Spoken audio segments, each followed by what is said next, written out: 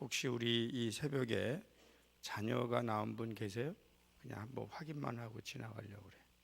아무도 안 계세요? 우리 자녀 한 명 낳았네. 대단하네. 우리 어제 만났어요? 우리 같이? 어제 못 만났는데 오늘 나온 거야? 아, 혹시 영문도 모르고 나온 건 아닌지 모르겠다. 잘했어요. 수고했어요. 아유, 훌륭해요. 오늘 그 본문 말씀에 보면 굉장히 unusual하다, 일반적이지 않은 표현이 나옵니다. 그 표현이 뭐냐면 헛되이 경배한다라는 표현입니다. 저희가 예배를 드릴 때 소원이 있습니다. 예배 참 잘 드리고 싶고 그런데 어떻게 하면 헛되이 경배할까? 그런 예수님께서도 그 사람들을 굉장히 안타깝게 여기십니다. 제가 그 목회를 하면서 발견했던 신비 중에 하나가 뭐냐면, 예배만 그분이 그렇게 뭐 특별히 한 일이 없어요. 그냥 예배만 잘 드렸는데 축복을 받는 걸 봤어요. 그때 제가 깨달았어요. 이 예배 잘 드린다는 게 얼마나 중요한가, 그것을 깨닫게 됐습니다. 여러분, 특별히 하는 일은 없어도 예배를 잘 드리면서 그 예배를 잘 드리면서 받는 축복이 좀 있어요. 몇 가지가 있어요. 근데 그런 은혜와 축복 받으시기를 축원합니다. 여러분, 일생 중에 하나님의 자녀가 된다. 저희가 예수를 믿으면 하나님의 자녀가 됩니다. 그럼 여러 가지 축복이 있어요. 근데 그 중에 무엇보다도 하나님의 자녀라고 하는 이 은혜가 들어옵니다. 그러면 이 은혜를만, 그게 별건 아닌 것 같은데, 이게 우리를 붙들어주는 은혜가 악으로부터 구원하고 쓰러졌을 때 일으키고, 또 어제 좀 말씀을 드렸지만 사람이 나이 때마다 찾아오는 위기가 있어요.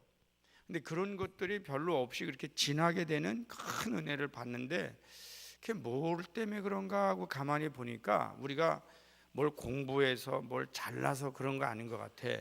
그냥 꾸준히 예배 드리는 것밖에 없었어요. 그런데도 그거를 다 이기게 하셔요. 물론 저도 이제 59 이렇게 60 되는데 제 아내와 저는 한 살 차이예요. 근데 여성에게도 나이에 따라서 찾아오는 위기들이 있습니다. 그런데 그게 거의 별로 없어요. 그냥 지나가요. 그래서 어떻게 이렇게 지나가나 봤더니 뭐 특별히 막 열심히 은사 받고 그런 것도 없었어요. 그런데도 은혜에 잠겨서 그냥 가는 거예요. 할렐루야. 물론 다 그런 건 아니지만 보통 중고등부 학생 될 때도 뭘 겪어요. 이 사춘기도 겪고 다 그런 게 없지는 않습니다. 다 그 때가 있어요. 그런데도 그저 예배 잘 드리고 은혜 받고 지나가면 그것도 지나가요. 뭐 그래 크게 뭐라 그래 알듯이 되는 것들이 없어요. 제가 깨닫는 게 있어요. 날이 갈수록 깨닫는 게 있어요. 예배가 주는 은혜와 축복이 대단하다. 정말 놀라운 은혜와 축복을 받게 됩니다. 여러분 모두 하나님의 자녀이심을 믿습니다. 우리 전부 하나님의 자녀예요. 그런데 또 특별히 제가 볼 때 예배 드리는 분들이 받는 은혜와 축복이 뭐냐면, 복의 근원이 되는 은혜와 축복을 받습니다. 복의 근원이 돼요. 저도 한때는 사람이 소원이 있죠. 여러분, 이렇게 축복을 받는 거하고 복의 근원이 되는 거하고 어떤 게 좋으세요? 예? 기왕이면 복의 근원이 되는 게 좋죠. 이게 이제 무슨 얘기냐면, 나 때문에 우리 집안이 축복받게 하는 거, 그 굉장히 중요합니다. 나 때문에, 예를 들면 제가 어디에 이렇게 속해 있어요. 근데 그 속해 있는 데서 나 때문에 다른 사람 복받게 만드는 거, 이거 굉장히 중요합니다. 한번 일단은 결심을 하고 좀 이렇게 그게 얼마나 귀한지 확인 좀 하고 지나가겠는데요. 한번 우리 따라서 해주세요. 저는 복의 근원입니다. 아멘. 이 복의 근원 되는 거 굉장히 중요합니다. 제가요, 다른 분들 축복해 줄 때 주로 그렇게 축복해요. 이제 우리 그러잖아요. 우리 축복 많이 받게 해주세요 그러잖아요. 근데 저는 그렇게 기도하기보단 한 사람 축복받는 것보다 훨씬 중요한 게 이 사람이 복의 근원이 되는 거예요. 그래서 하나님, 이 사랑하는 아들이, 이 딸이 복의 근원 되게 해주세요. 그렇게 축복 기도를 합니다. 여러분 그렇게 되시기를 축원합니다. 근데 예배를 드릴 때 보면 이게 은혜를 잘 받는 것 중요한데요, 자세 같아요. 여러분 예배 드릴 때 이렇게 똑바로 앉아 있는 자세, 그것 말하는 거 아니에요. 여러분 너무 고쳐 앉으실 필요 없어요. 예배 드릴 때의 자세라는 게 뭐냐면 늘 하나님을 우선으로 생각하는 그런 자세. 이제 예를 들면 한 30년 믿었어요. 그래도 이 자세가 안 나오는 분들이 계세요. 그게 뭐냐면 하나님보다 항상 다른 게 없어. 이렇게 교회 올 때 다른 게 없어. 제가 어느 한 분을 되게 존경하게 됐어요. 그분이 이제 뭐 눈인지 뭐 얼굴인지 뭘 이제 요즘 잘하는 거 뭐 성형 비슷하게 이제 했어요. 여러분 교회 나오기가 어때요? 어떠세요? 막 그 안경으로 가리고 막 이러고 교회 나오기 쉽지 않죠? 근데 교회를 나왔어요. 그래서 다 가리고 막 진짜 나왔어요. 그래도 수리하느라고. 근데 내가 그랬어요. 야, 이분 신앙 좋은 거예요. 그래도 그 예배 드려야 되니까 뭐 물론 그냥 주신 거 그대로 살아도 좋지만 또 인생 살다 보면 좀 고칠 때가 있는 거 이해는 하는데, 그래도 그런 상태에서도 예배를 드리러 나왔더라고. 그래서 내가 훌륭하다고 그랬어요. 그냥 잠시 한 주 쉬어도 되겠지 그런 생각 안 하고 예배 드리러, 그러니까 항상 뭐 내 인물, 내가 가진 옷차림, 뭐 내가 가진 어떤 신분 이런 거 고려하지 않아요. 그냥 예배를 드려야 되기 때문에 나오는 거예요. 그거는 자세가 돼 있는 겁니다.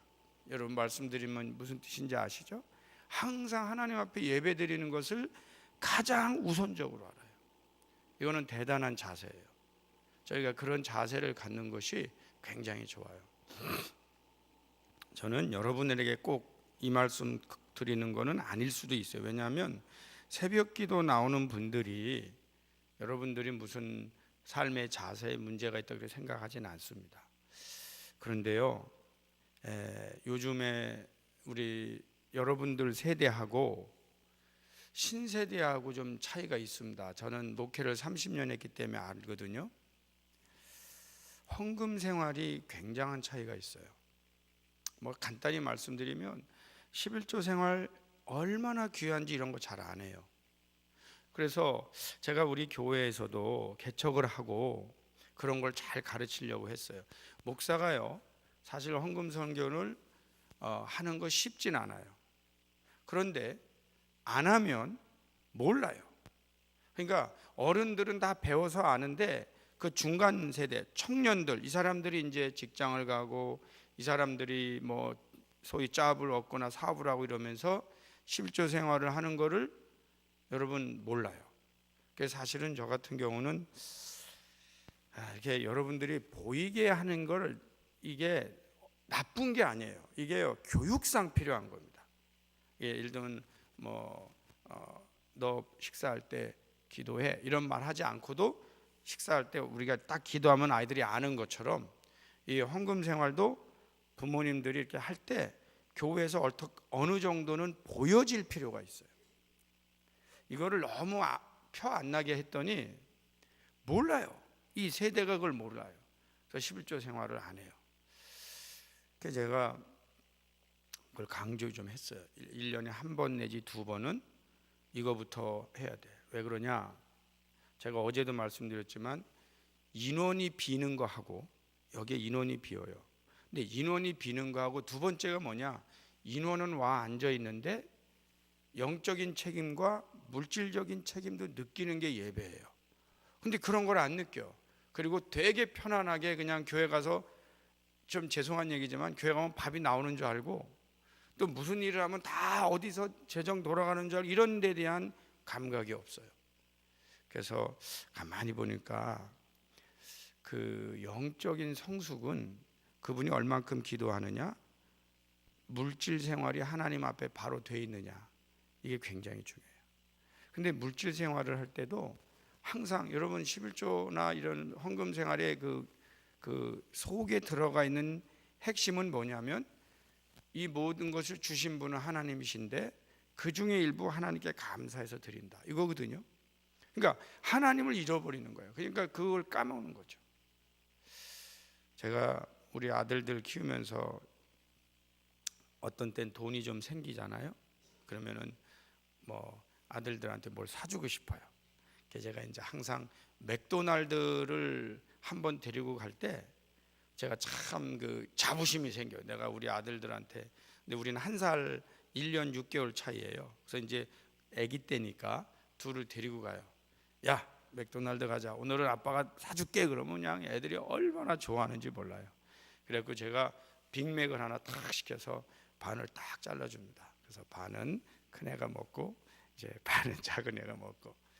그리고 이제 맥도날드를 뭐 자주 가는 건 아니고 몇 달에 한 번 정도는 그래도 아무리 제가 그때 박사과정 공부할 때라도 애들한테 맥도날드 한 번은 사줘야 된다 그러고, 그 재미가 대단해요. 부모가 어느 날 이렇게 탁 사주는 거예요.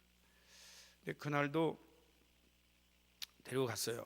데려가서 야, 맥도날드 가자. 그리고 이제 뭐 빅맥 하나 탁 싸서 반 탁 잘라서 큰 애 주고 반 이제 작은 애 줬더니 시무룩해요 둘이. 예, 그러더니 그 둘째가 역시 비장의 한마디 하더라고. 아빠, 우리 한 개 다 먹을 수 있어. 그러는 거예요. 그래서 어느덧 내가 애들 크는 건 모르고 어린애 데리고 와서 반 잘라주던 재미만 있는 거예요. 그냥 반 잘라주고 그랬어요. 근데 어느덧 이 아이들이 한 개를 다 먹을 수 있다는 거예요. 그래서 정말이냐니까 정말이래. 그래서 이제 제가 올해 좀 큰 다음에 물어봤어요. 야, 너 그래도 어떻게 그날 한 개 다 먹을 수 있냐고 그 말했다고, 훌륭하다고 그랬더니 사실은 그 전부터 한 개 다 먹을 수 있었대요. 근데 형하고 계속 이걸 언제 말해야 되는지, 아빠는 기분 좋게 가서 반 잘라주는데 사실 우리는 한 개 다 먹을 수 있는데 반 잘라줬다 이거야. 그러면서 그 전부터 말할 수 있었대. 그런데 자기들 나름대로 참았다는 거예요. 근데 그날은 이제 등치가 더 컸었어요. 이제 그런데 한 번은 또 아이들 하나씩을 딱 사줬어요. 근데 전혀 생각하지 않은 질문을 하는 거예요. 아빠는 이렇게 묻는 거예요.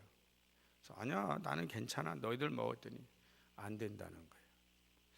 그때 제가 뭘 느꼈겠어요? 여러분, 하나 다 먹을 수 있었대. 제가 모르게 얘들을 어떻게 생각해? 컸다. 그죠? 어유, 컸네. 난 몰랐어요. 하나 다 되게 컸어요. 근데 얘들이 정말 컸다고 느낀 때가 언제예요? 아빠를 생각할 때야. 자기들이 이렇게 뭐 반쪽 줄 때 홀딱 다 먹어. 하나씩 사주니까 다 먹어. 근데 하나씩 사줬더니 봤더니 자기들은 먹는데 아빠가 안 먹는 거예요. 뭐 우리 다 아시죠? 그래서 너희들 먹어, 괜찮아, 나는 괜찮아. 안 된다는 거예요. 아빠가 먹어야 된다는 거예요. 아, 얘들이 컸구나. 아멘. 우리가 성도가 이게 컸다는 게요, 저는 그런 것 같아요. 하나님을 생각해. 먼저 하나님, 처음엔 몰라. 뭐 하나님이 축복 주시면 그냥 꿀떡꿀떡 잘 먹어요. 아, 이거 하나님께 주신 은혜예요. 감사해요. 감사 다 하죠. 좋아하는 거 다 하죠. 근데 하나님은 내가 받은 바 은혜에 대해서 이게 하나님이 주셨구나, 이걸 모르는 거예요. 그래서 어떤 때는 제가 그래요. 아, 저분이 언제 크나? 언제 크나? 연세는 이렇게 들었는데 아직도 자기만 알아. 이거 언제 크나? 이런 걸 느낄 때가 참 많아요. 근데 이제 이분이 어느 날 딱 컸어요. 컸는데 이런 고백이 가능해지는 거예요. 하나님의 은혜가 얼마나 큰지, 세밀한지, 하나님의 은혜가 이게 주신 거, 내가 그 중에 일부조차 드리는 걸 부끄러워하거나 아까워하는 이 부끄러운 모습, 뭐 이런 걸 발견해야 돼. 그게 뭐예요? 영적으로 그분이 성장한 줄 믿습니다. 제가 한 번은 아팠어요. 굉장히 아팠어요. 굉장히 아팠는데 제가 아무래도 목사는 목사인 것 같아요. 아픈 사람이 이렇게 아플 때 이러잖아요. 아이고 아파, 막 이렇게 이제 끙끙거리죠. 근데 이 아프면서 저도 모르게 하나님 하고 있더라고. 그래서 제가요 아프면서 기분이 좋았어요. 그래도 내가 목사구나. 이 아픈데도 하나님을 찾아. 할렐루야. 그건 왜 그럴까요? 하나님 찾는 이런 게 이게 배에 있는 거예요. 어떤 분은 아프면 좀 화를 내기도 하고 낭망하잖아요. 사람이 너무 아프면 낭망하기도 하고 힘들잖아요. 그런데 아픈데도 하면서도 하나님 하나님 그래. 그래서 내가 누워서 아프면서 그런 생각했어요. 감사하네. 내가 목사는 맞네. 그랬어요. 근데 제가 보통 다른 때와 달리 아파서 교회 못 나간 적이 그때 한 번 있었어요. 진짜 웬만하면 기어서라도 갈 텐데 너무 아파서 못 나갔어요. 이제 교인들도 깜짝 놀랐죠. 이게 이제 개척해서 16년 지금 하고 있는데 목사님이 아파서 한 주 못 나온다니까 막 깜짝 놀랐죠. 근데 그게 중요한 게 아니에요. 그 다음 주에 설교 제목이 뭐였는지 아세요? 그 다음 주에 설교 제목이 신음 중에도 불러야 하는 하나님이었어요. 인생을 살다 보면은요 신음 소리밖에 낼 수 없을 때도 찾아옵니다. 인생을 살다 보면 나는 상상하지도 못했던 일도 닥칠 때가 있습니다. 그런데 이 신음 중에도 우리 믿는 사람들은 누구를 불러야 되느냐? 하나님을 부르는 거예요. 그러니까 아픈 중에도 하나님이에요. 여러분 인생이 그분이 참 예배드리는 게 분명하다. 언제 알 수 있냐? 여러분 보세요. 이렇게 높은 데 있던 분이 그 교인들이 다 알아요. 그럼 높은 데 있던 분이 이제 뭐가 잘못돼 갖고 이렇게 팍 낮은 데 떨어졌어요. 그 사람들은 그럴 거 아니에요. 창피해서 어떻게 나가? 그럴 수 있죠. 근데 예배자가 마음이 자세가 잘 돼 있는 분들은요. 나는 하나님 앞에 나가는 거예요. 내가 하나님 앞에 나가서 엎드리는 것이고 내가 하나님 앞에 나가서 하나님과 나의 관계 안에서 하는 거예요. 그러니까 물론 이 주의 본다는 거 이거 쉽지 않아요. 근데 그게 중요한 게 아니에요. 그래서 항상 교회 나와서 신음 중에라도 하나님을 찾는 거, 예배드리는 거, 이게 뭐예요? 자세예요.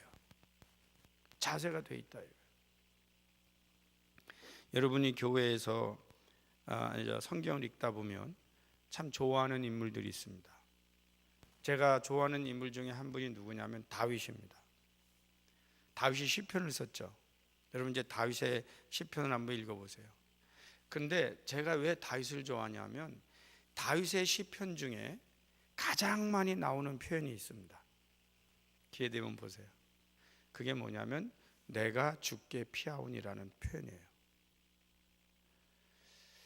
다윗 굉장히 훌륭한 분입니다. 이유가 뭔지 아세요? 위기가 있을 때마다 하나님께 나옵니다. 위기가 있을 때마다. 그분 죄 안 졌냐고요? 죄 다 짓습니다. 다윗이 나라의 왕이고 싸움 잘해서 골리앗 이겼다.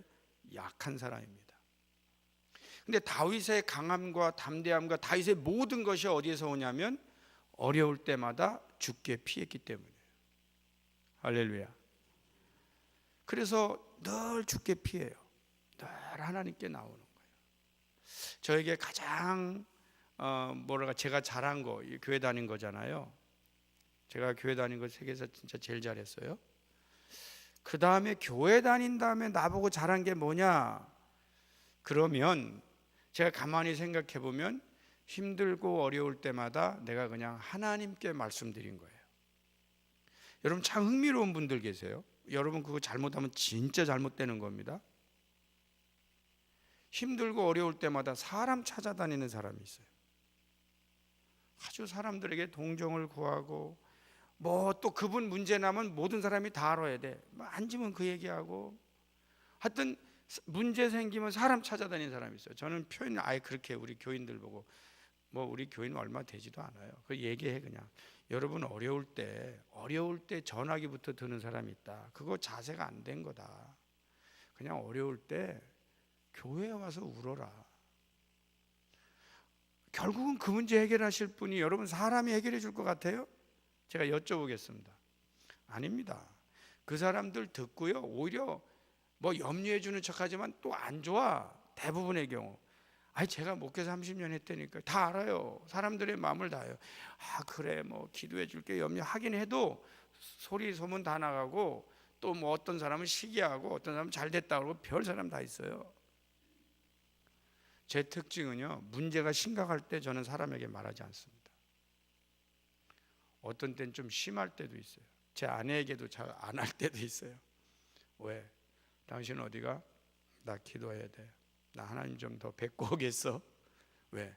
그때는 내가 하나님께 말씀드려야 될 문제거든요. 여러분 힘들고 어려울 때 유혹이 있잖아요. 나를 이해해 주는 사람, 뭐 그런 사람 왜 말하고 싶죠? 그런 유혹 없어요? 네. 사람하고 나눌 거는 뭐가 있는지 아세요? 사람하고 나눌 거는요, 정말 심각한 게 아니고 신변 잡기 나누면 돼요. 아이 뭐 한국하고 어디하고 축구했는데 어디가 이기고 졌다, 뭐 그런 얘기 하시면 돼요. 예. 뭐 이렇게 경제가 좀 어떻다, 뭐 아니면 내가 제일 좋아하는 이렇게 등산이 어디다, 뭐 취미가 뭐다, 이런 거 하시면 돼요. 그러나 정말 나에게 가장 중요한 문제가 있을 때는 하나님 앞에 나오는 거예요. 그게 예배드리는 자세입니다. 할렐루야. 그 예배드리는 자세예요. 그 예배드리는 자세 하나만 제가 말씀드려 볼게요. 여러분 예배들을 어떤 자세로 드려야 되는가? 하나님 중심으로 철저히. 사람은 항상 좋은 사람들이에요. 사람이 나쁘다는 거 아니에요. 저도 친구 좋아하고요, 사람들하고 노는 거 좋아합니다. 다만 정말 중요한 게 있을 때 내가 하나님께 말씀드리고요, 응답 받은 다음에 얘기해요. 사실은 정말 어려울 때는 그 얘기 잘 안 해요. 그거는 하나님과 나와의 관계. 그런데 계속되는 게, 이게 뭐 처음부터 그런 자세가 온 건 아닙니다. 처음부터 여러분 같이 이렇게 새벽에 예배 잘 드리는 자세가 온 건 아니에요. 맨날 이렇게 넘어졌다 일어났다 넘어졌다 일어나게 반복해요. 그러다가 제가 어제 그런 표현했죠. 가끔 제가 명언을 좀 만든다고. 예? 예. 어떤 자세로 예배드리는 게 좋은가? 이제 저 혼자 생각해봐요. 그래서 저는 그렇게 생각해요. 내가 예배드리다 죽겠다 하는 자세로 예배드리는 거예요. 아멘. 예배드리다 내가 하나님 나라 가겠다, 그런 마음으로 예배를 드려요. 그래서 제가 언제 한번 이야기를 했어요. 우리가 나 그냥 교회 가서 죽을래, 나 하나님 앞에 가서 죽을래, 나 예배드리다 부름 받겠다, 그런 얘기를 했더니 한 목사님이 오시더니 그 목사가 모르는 소리야. 아이고 우리 교회 한 분이 예배드리다 돌아가셨더니 문제가 커 그러더라고. 그래서 그것도 말씀이 돼. 가만히 있던 분이 싹 눕더니 돌아가셨대. 예. 그러니까 그게 그 조심해, 그거 좋아하는 거 아니래. 근데 나도 또 그 얘기 들으니까 문제가 심각한 게 아니고 그분이 되게 훌륭해 보여. 물론 진짜 생기면 당황스럽지만 얼마나 행복해요. 예배드리다 하나님 앞에 갔으니까. 그래서 문제가 진짜 발생하면 힘도 들겠지만 그 또한 행복한 일이에요. 감당할 만한 일입니다. 그거 말고 달리 다른 데서 어떻게 하다가 죄 짓다가 죽는 수도 있어요. 그런데 하나님 앞에 예배드리다가 부르심을 받았다. 여러분 가능하면 충분히 이 땅에서 소명 잘 감당하시고 이제 몸에 에너지 별로 안 남아 있을 때 하여튼 에너지 다 쓰고 하나님께 부르심 받으시기를 축원합니다. 남아 있을 땐 좀 써야 돼요. 하나님 일해야지 뭐. 그러나 그 조금의 힘이 남아 있을 때는 어떻게 하는가? 엉금엉금 기어서라도 예배드리는 거예요. 이분들이 축복받아요. 자,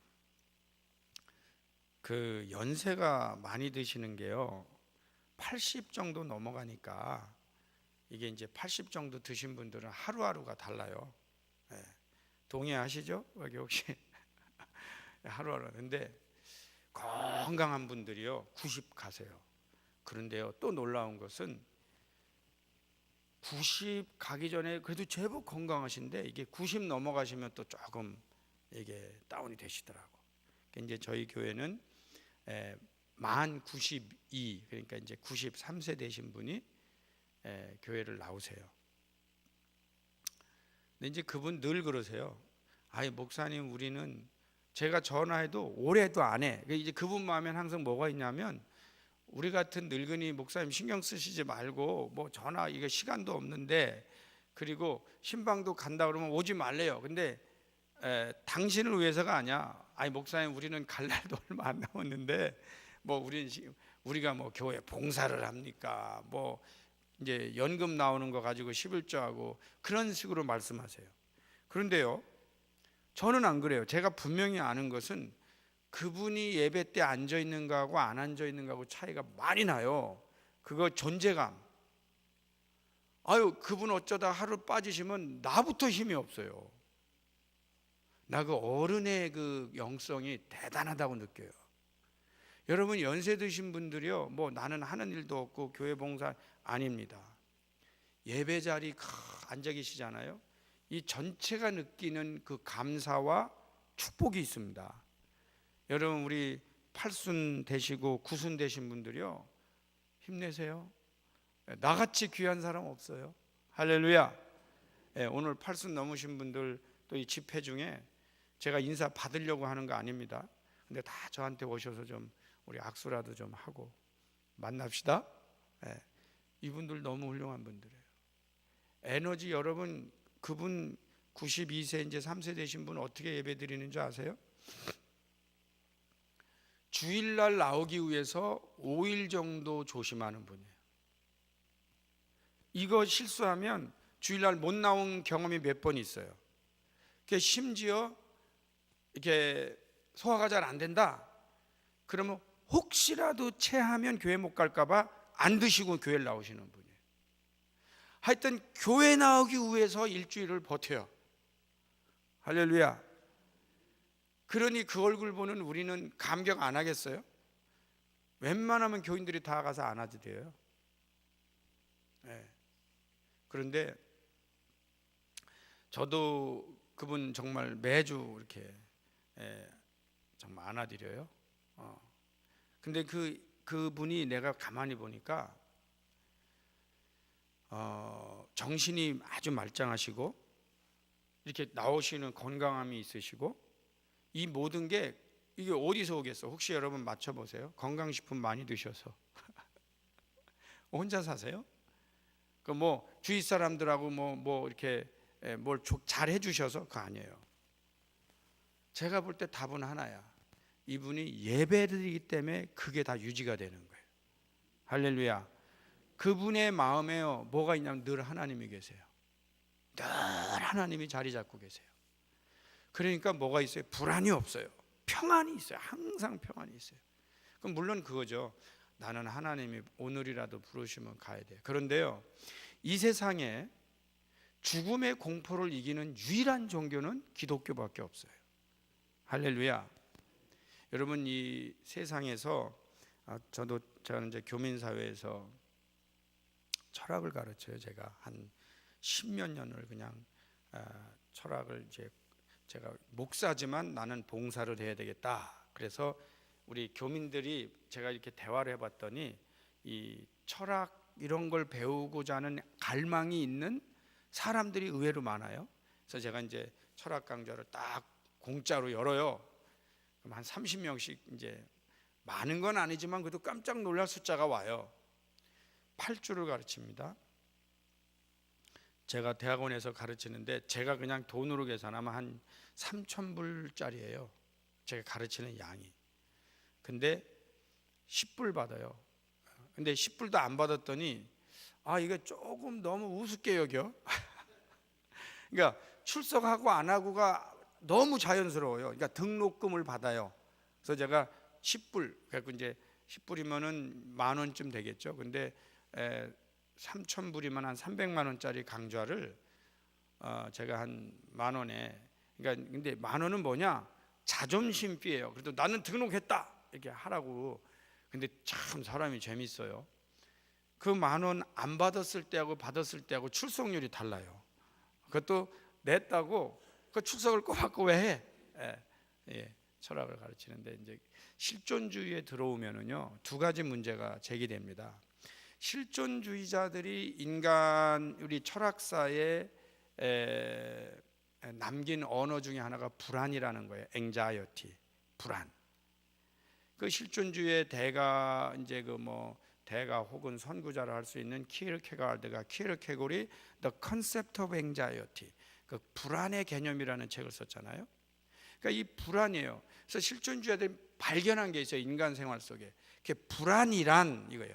불안이란 anxiety, 이 불안은 어디에서 오느냐? 인간이기 때문에 온다는 거예요. 굉장한 통찰이에요. 인간이기 때문에. 그럼 왜 인간이기 때문에 불안하냐? 인간은 이게 한정된, 제한된, 유한한 존재다. finite being이에요.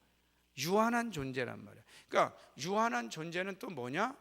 병을 앓고 가장 핵심적인 게 뭐냐면 죽을 수밖에 없는 존재라는 거예요. 그래서 실존주의자들이 가장 중요한 거는 불안과 죽음이에요. 그래서 이분들이 내린 정의는 뭐냐? 이 두 가지는 인간이기 때문에 어느 인간도 회피할 수 없는 거다. 이게 바로 엑지스텐셜리즘이에요. 인간은 제한된 존재이기 때문에 불안하고, 그리고 궁극적 불안이 뭐냐? 죽음이라는 거예요. 그래서 죽음 앞에서는 어떠한 인간도 불안하다는 거예요. 이게 굉장한 통찰이에요. 저는 이해를 합니다. 근데 이 굉장한 통찰조차도 가끔은 신앙 앞에 무너지는 거예요. 권사님이 한 분 계셨는데 신앙이 굉장히 좋아요. 근데 정말 이제 돌아가시기 전에 한순간 정도 눈빛이나 자세가 불안해 하시더라고. 그런데 그 다음날 가뵈니까 완전히 그 불안, 공포는 간데없고 하나님만 계세요. 할렐루야. 그래서 제가 그걸 보면서 전 장례 치르면서도 은혜 많이 받아요. 이러한 고백과 이러한 모습을 가능케 하는 인간 역사에 있었던가? 그거는요, 예배자로 산 사람들에게 주시는 하나님의 축복입니다. 대단합니다. 이런 은혜가 누구에게 주어져? 어떻게 돈으로 살 수 있어요? 여러분, 그 가능하다고 생각하세요? 그렇지 않아요. 예배자들에게 주시는 하나님의 은혜와 축복은요, 저는 뭐라고 표현하냐면 어디 가서 돈 주고 살 수 있는 게 아니에요. 백만장자가, 높은 지위 있는 권력가가 살 수 있는 것들이 아니에요. 그 사람들이 그 모든 걸 쏟아부어도 살 수 없는, 가질 수 없는 거예요. 그걸 누가 가지고 있는가? 미련한 듯, 아무것도 없는 듯 꾸준히 예배드린 분들이 그거를 하나님부터 이미 다 받으신 분들입니다. 할렐루야. 마지막으로 하나만 더 하겠어요. 저는 그 예배드리는 분들이 받는 큰 축복 중에 하나가 대대로, 이 자손 대대로 은혜 받는 거예요. 아멘. 아멘.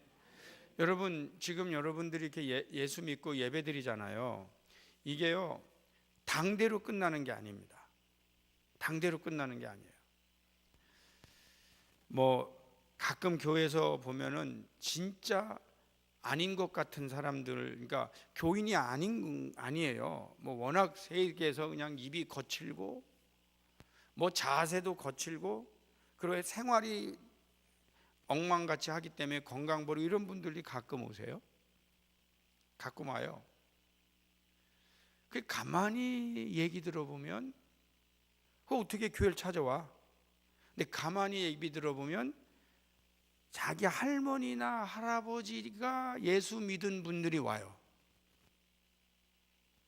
저 사실은 제가 이렇게 인생 살았지만 저희 할아버지가, 저희 할머니가 하는 거 볼 때 그때 제가 전율을 느껴요. 제가 그렇게 말해드립니다.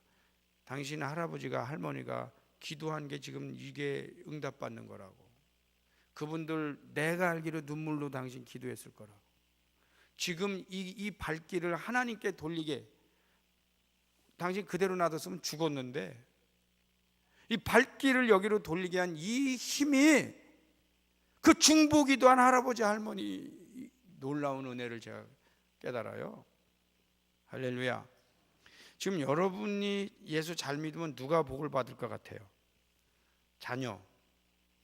이거 굉장히 중요합니다. 그 다음에 자녀의 자녀.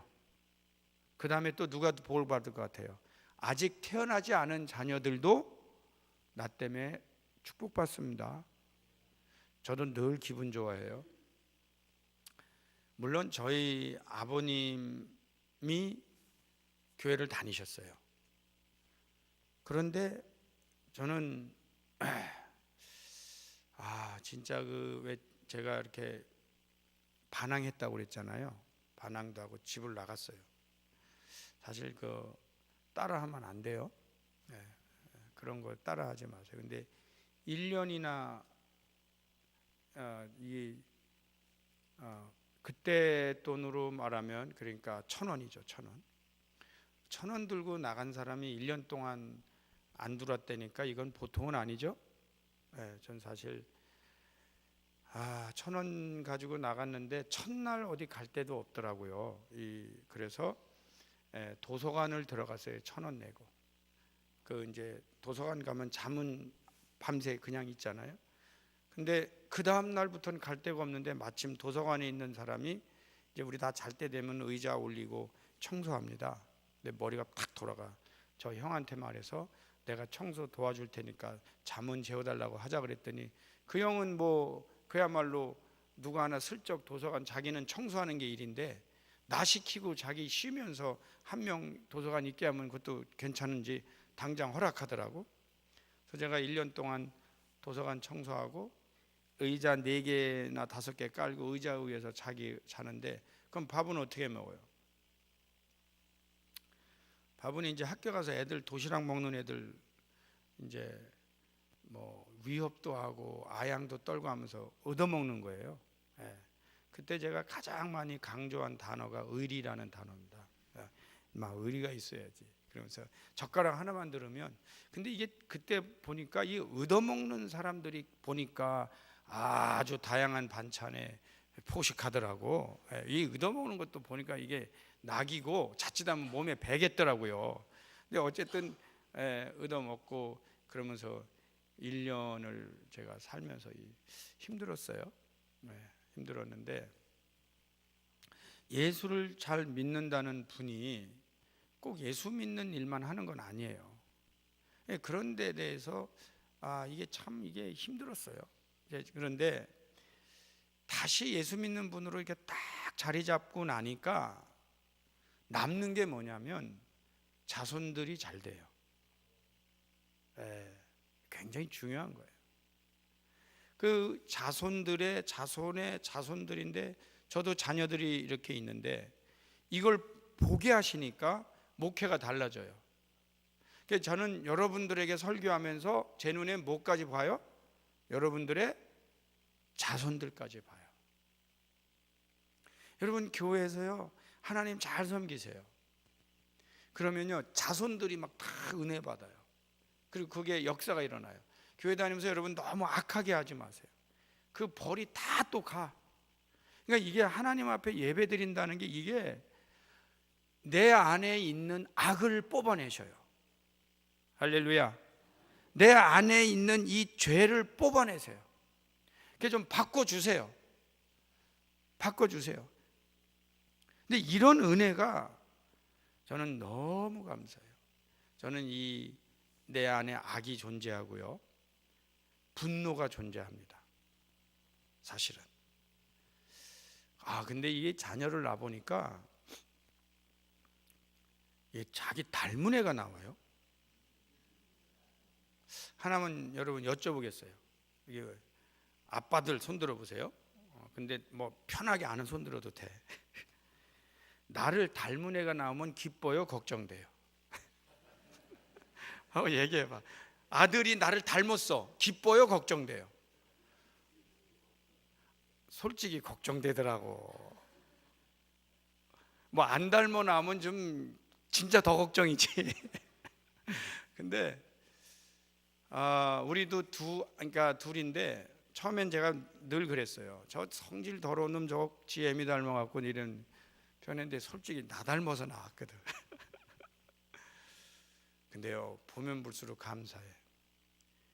내가 가지고 있는 분노의 10분의 1밖에 안 갖고 나왔어. 이게 감사하죠? 안 감사해요? 내가 가지고 있는 분노 다 그대로 갖고 나왔으면 걔는 분명히 나한테 대들어야. 아이, 말씀해봐요. 근데 내가 가진 분노의 10분의 1밖에 안 갖고 있는데 얘도 한 성격 해요. 그거 왜 그래요? 나 닮아서. 근데 내가 가지고 있는 게 10분의 1밖에 안 갖고 나왔어요. 제가요, 먼저 예수 믿으면서 감사한 게 10분의 9를 해결했어요. 여러분, 진짜예요. 우리 자녀가요, 나 닮은 애 나온다니까. 그럼 그 나 닮은 애가 나오면 나하고 어때요? 비슷해요. 근데 나 닮은 애 놔놓고 나보다 훨씬 뛰어난 줄 알고 사는 게 부모예요. 네. 뭐 얘는 엄청난 애인 줄 알아. 근데 커보면 알아, 또 나하고 비슷하다. 자, 통계를 말씀해 드릴게요. 보통 자녀가 나 닮아 나와요. 그때가 우리가 어떤 사람은 70%라고도 하고 어떤 사람은 80%라고도 합니다. 그 DNA가 있어요. 진짜 닮아 나와요. 그래서 혹시 좀 많이 줄이기 위해서 70%라고 합시다. 나를 70% 닮아서 나온 애가 최소한 15년 내지 20년을 시청각 교육을 나한테 받아요. 그럼 이제 70% 닮아서 나머지 맨날 보고 듣는 게 그 양반이야. 그럼 그거 배우죠. 예? 그럼 몇 프로 닮을 것 같아요? 그거 한 20% 닮아요. 그럼 90%예요. 결국 인생은요, 5%나 10%를 어떻게 바꾸냐고 싸우는 거야. 나하고 비슷하다니까요. 근데 거기에서 이 5%나 10%라는 가능성 가지고 다시 7, 80%의 엄청난 차이를 나누는 파워는 어디에만 있냐면 예수 믿고 변화받는 데 있어요. 할렐루야. 그러니까 여러분 어떻게 해야 돼요? 나하고 비슷한 애 나왔어요. 그 아이를 학원 보내야 돼? 예수 믿게 해야 돼? 예수 믿게 하는 게 좋을 겁니다. 그 사람 예수 믿게 하는 게 여러분이 좋을 겁니다. 행복할 겁니다. 공부는요, 날만큼 해요. 그리고 조금 애가 깨달으면, 나보다 좀 일찍 깨달으면 나보다 좀 날 수가 있어요.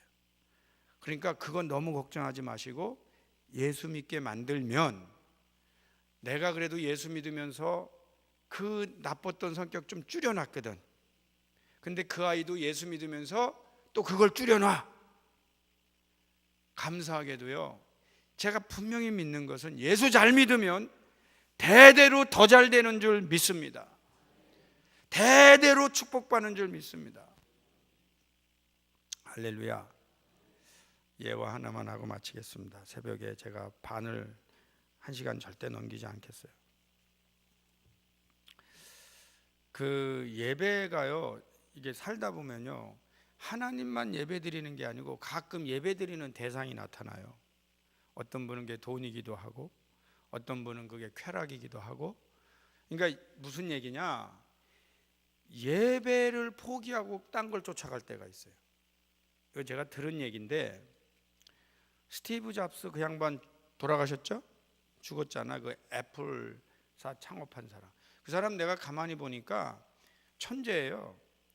그 빌 게이츠가 천재, 하버드 다니다 그만두고 마이크로소프트사 새겼는데, 그 둘이 대화할 때 보면 스티브 잡스는 어떤 어법을 쓰냐면, 아유 저 무식한 놈, 이런 어법을 써요. 아니, 빌 게이츠 보고 무식한 놈이라고 하는 사람이 몇이나 돼? 저 머리 안 돌아가는 놈, 막 이런 어법을 써요. 그래서 야, 쟤는, 그러니까 이 스티브 잡스는 자존심이요, 자기가 세계 최고라고 하는 그 양반이 암으로 죽었어요. 근데 암으로 죽을 때도 자기는 이제 의술을 안 된 거예요. 마지막까지. 자존심이 되게 강한 사람이에요. 근데 그 사람이 이렇게 만약에 엘리베이터 타고 이렇게 가다가도 직원들 만나잖아요. 그럼 자기가 업무상 뭘 물어본대요. 근데 엘리베이터라도 업무상 뭐 물어봤는데 대답 못 하잖아요. 그럼 그냥 파이어래요. 파이어.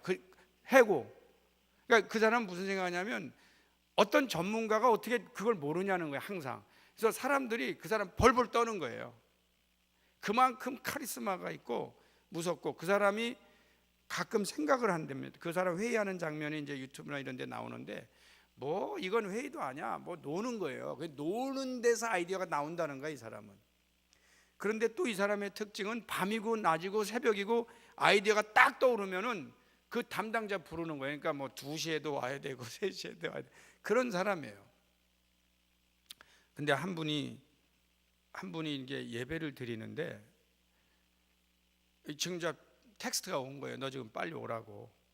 여러분, 가야 돼, 안 가야 돼요? 예? 이게 헷갈리잖아요. 이거 안 가면 뭐예요? 그냥 파이어란 말이야. 이거 안 가면은 해고란 말이에요. 근데 또 이분이 대단한 분이지. 거기다가 예배 중입니다 이렇게 쓴 거예요. 근데 이제 주위에 있는 사람이 다 아는 거예요. 이거 호출했는데 그 친구 안 나타나면 파이어라는 걸 아는데, 그 스티브 잡스가 그랬다고 그러더라고. 야, 나보다 더 높은 분 만나고 계시댄다. 그래도 다행이야. 그 인간이라니까. 그래도 하나님 만난다니까. 뭐 거기만 아니면 이 사람은 무조건 와야지. 그래도 그 예배 드리는 분 대단했어요. 저희가 사실은 온 집안은 다 교회를 안 다녀요. 이제 저희 집안 전체에서 저만 예수 믿었어요. 그러니까 여러분, 시험이 많아요, 적어요? 진짜 시험 많습니다. 저 신학 간다고 딱이 맞았어요. 너 집안에서 너 기대하고 있는데 너가 어디 신학을 가느냐, 그냥 맞았어요. 그런데 제가 고등학교 때인데 그 전도사님 말씀을 제가 잘 들었는데, 이게 집안이 계속 제사를 지내는 거예요. 근데 이제 물어봤어요. 전사님, 가서 이렇게 제사 지낼 때 절해도 돼요? 그랬더니 전도사님이 그러세요. 야, 절하지 말고 넌 기도해, 그러시더라고. 그러니까 이제 저는 기도해야죠. 이제 갔어요. 온 집안이 뭐 몇십 명이 딱 이제 폼 잡고 서서 절을 할 때 저는 딱 서서 기도하려고 했어요. 그런데 이 딱 서 있다가 누구하고 이제 절하는데 나는 딱 서 있으려고 그랬는데 이 다리에 힘이 쭉 빠지는 거예요. 나도 모르게 또 덜썩 앉았어요. 근데 앉아서 뭐해, 또 기도해야지. 근데 또 재밌는 게 일어나요, 이분들이. 그러니까 또 나는 기도해야 되는데 또 일어났어요. 나 그날 기도회는 아주 독특한 기도회를 했습니다. 또 절하면 또 같이, 그러니까 소위 딱 버티려고 갔는데 그날은 어떻게 했어요? 그 제사 분위기에 압도당해 갖고 내가 이상한 기도회를 한 거야. 같이 무릎 꿇고 일어나고 가지고 했어요. 근데 사람이요, 실수 괜찮아요. 속으로 그래요. 내가 왜 무릎을 꿇지 나도 모르겠어. 이 집안 분위기에 압도당한 거죠. 내년에는 내가 서 있어야지. 내년에 갔어요. 또 막 나 혼자 결심하는 거예요. 다 절해야 되는데 또 서 있으려니까 힘을 줬는데 또 싹 절하는데요. 야, 감사한 게 작년의 실수를 거울 삼아 딱 안 굽혔지. 여러분, 이 다 절할 때요, 뒤에서 절 안 하니까요, 보이는 사람 다 엉덩이야. 다 이 사람들 절하는 게 다 보여. 그때 제가 중보 기도를 했습니다. 근데 이런 기도를 제가 했어요. 하나는 저희가 예수를 믿긴 해요. 근데 이 큰 집들은 다 잘 살아요.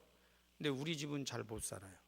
근데 제가 그때 2가지 기도를 했어요. 하나는 하나님, 여기서 절하고 있는 이 사람들 예수 믿게 해주세요. 아멘 좀 해줘요. 처음부터 다시 하겠어요. 하나님, 여기서 절하는 이 사람들 예수 믿게 해주세요. 그러면 좋잖아. 2번째, 제가 이런 기도를 했어요. 제가 가난하다고 그랬죠. 진짜 별 기도 다 했어요. 하나님, 내가 살아있을 때 이 사람들보다 잘 살게 해주세요. 가난한 사람은 항상 그게 중요해.